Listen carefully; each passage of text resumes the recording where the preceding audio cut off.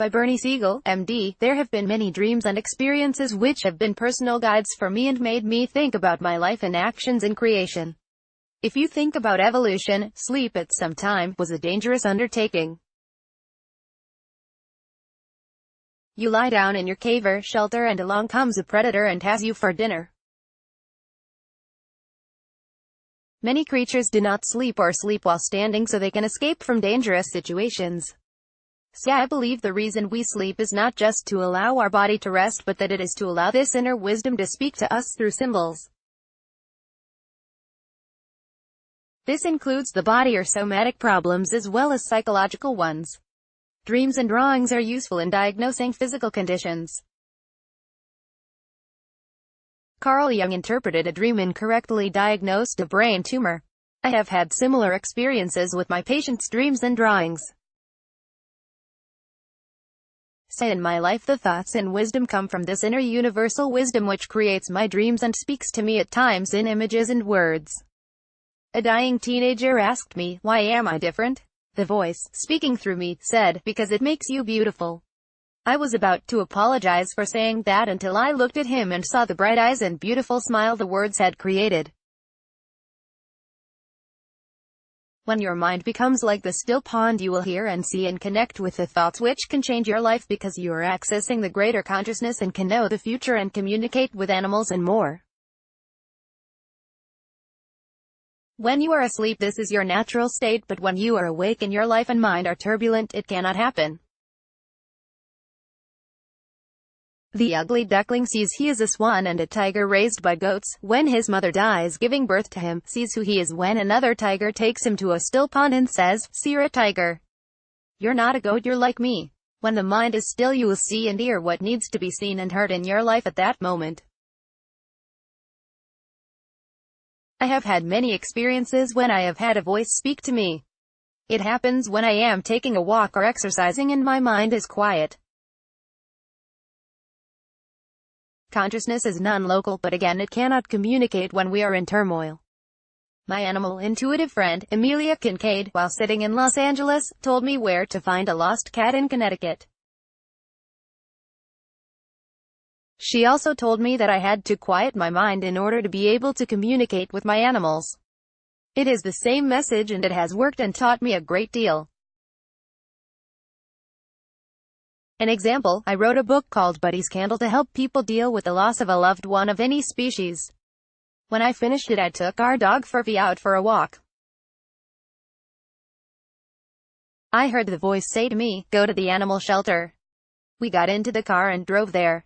I walked in and saw a dog sitting near the door. The voice said, "What's his name?" Of course the answer was, "His name is Buddy. He has been here less than 15 minutes. I said I was there to take him home and I did. I have to add that on the way home I stopped for gas and Buddy leapt out of the car and started running down the road. With help I caught him and when we got home I quieted my mind and asked him why he did that. His answer, which blew my mind, was, "I belonged to a couple. The husband was an alcoholic. When his wife would ask him to take me for a walk, he would go to a bar and drink while I was locked in the car and then he would abuse me. I told him I would never treat him like that." The test happened a few weeks later when going shopping I accidentally hit the button on my car keys while putting them in my pocket, which opened the minivan side door. When I returned to the car, Buddy was sitting in the open car.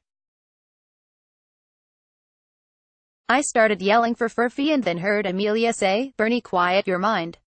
As soon as I did, I knew Furphy was in stop. And indeed when I went there, the guard saw me and asked if I were looking for my dog, which he had with him. Last but not least, the voice helped my father to die laughing. I heard the voice ask me how my parents met, before I went to the hospital, knowing my dad was going to die that day. I answered I didn't know and the voice said, "Then ask your mother when you get to the hospital." When I walked into my dad's hospital room, the voice asked my mom the question. She said, "I was sitting on the beach with girls I didn't know. I learned later they had a terrible reputation. Boys coming down the beach tossed coins to see who would get the other girls, and your father lost and got me. The stories she followed with allowed my dad to die laughing. A gift for us all to experience. Now back to the visual messages. Many years ago, I experienced hematuria and my associates wanted me to immediately see a urologist as cancer could be the cause of the bloody urine. I was very busy and did not want to interrupt my schedule in caring for patients.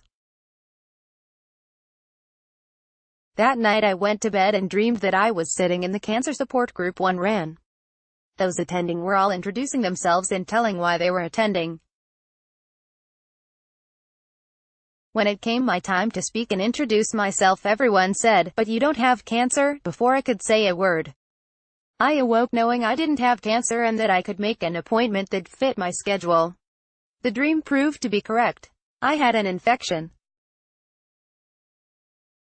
Next problem was my wondering whether I was running support groups for seriously ill people and a doctor because I feared death and wanted to feel invulnerable. That night I dreamt I was sitting in the back of a car with several other people. I can't recall who was driving, but we went off a cliff and everyone in the car was screaming in panic while I sat calmly observing what was happening. I awoke knowing that death was not an issue or problem for me. Another dream I had was of an iridescent white cat I thought was called Diamond because of her appearance, but people weren't pronouncing the name correctly. I went to visit the Jungian therapist James Hillman because of that dream and a past life experience I had which was like lucid dreaming. A friend, over the phone, asked me, "Why are you living this life?" when she heard how busy I was. I went into a trance and saw myself as a knight being told by his lord to kill someone. It was like watching a movie about myself. I ultimately did kill a young woman and her dog because if I had refused, my lord said that he would take my life. To make a long story short, when I discussed these things with Hillman, he said the cat was named Daimon and was about my spirit and the life I was to live, and I should talk to the cat, and I did. Then he shared how I was talking about my lord and I said, "Yes, the lord of the castle," and he answered, "No, it is your lord."